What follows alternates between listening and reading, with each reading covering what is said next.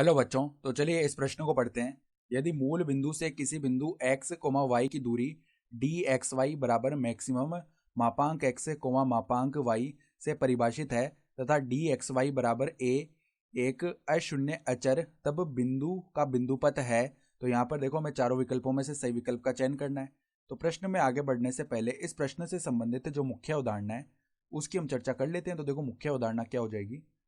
हम जानते हैं कि एक वर्ग की चारों भुजाएं बराबर होती हैं। एक वर्ग की चारों भुजाएं बराबर होती है, ठीक है। तो ये तो हम जानते हैं। तो अब देखो, सवाल में क्या बताया हुआ है कि मूल बिंदु से किसी बिंदु x, y की दूरी किस प्रकार है। देखो, dxy बराबर में मैक्सिमम क्या है, मैक्सिमम यहाँ पर मापांक x, मापांक y, और ये dxy हमें किसके बराबर दिया हुआ है, a के बराबर दिया हुआ है।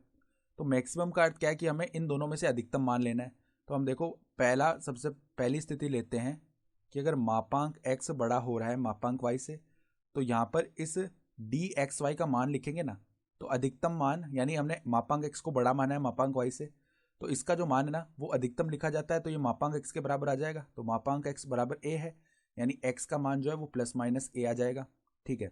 फिर दूसरी स्थिति लेते हैं कि मापांक y बड़ा हो जाए मापांक x से। तो यहाँ से dxy को जो मान है ना, dx, y का मान आ जाएगा हमारा किसके बराबर, मापांक y के बराबर, ठीक है। और ये किसके बराबर है, a के बराबर दिया हुआ है। तो यहाँ से देखो y का मान आ जाएगा हमारा प्लस माइनस a। तो हमारे पास देखो चार रेखाएं आ गई। एक तो x बराबर a, एक x बराबर माइनस a, एक आ जाएगी y बराबर a, और एक y बराबर माइनस a। तो मूल बिंदु के देखो, हम अगर इनको बनाना चाहें ना रेखाओं को मूल बिंदु के सापेक्ष, ठीक है, तो y बराबर a जो रेखा है ना वो देखो किस प्रकार से आ जाएगी हमारी। y बराबर a रेखा ये आ जाएगी, ठीक है। y बराबर a रेखा है, यहाँ पर ये रेखा हो गई y बराबर a। फिर अगर y बराबर माइनस a बनाए तो ये वाली रेखा आ जाएगी, सही है। ये हो जाएगी y बराबर माइनस a। फिर x बराबर a बनाएंगे ना तो ये इस प्रकार की रेखा आएगी, जो कि आ जाएगी x बराबर a। और x बराबर माइनस a बनाएंगे ना तो वो इस प्रकार की रेखा आएगी, जो कि हो जाएगी x बराबर माइनस a, ठीक है। ये रेखा आने वाली है। तो यहाँ पर देखो, हम बराबर बनाते हैं रेखाओं को, यानी कि इस प्रकार की आएगी, ठीक है। ये हो जाएगी हमारी x बराबर माइनस a।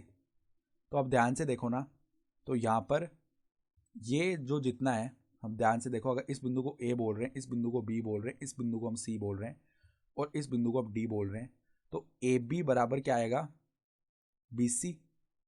BC जो है ना CD के बराबर आएगा, और CD जो है AD के बराबर आएगा।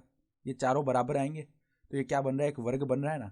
तो इसका जो बिंदु पता ना वो एक वर्ग आ जाएगा, यानी विकल्प C जो है वो हमारा सही विकल्प हो चुका है। तो आशा करता हूँ कि आपको ये प्रश्न समझ में आया होगा। धन्यवाद।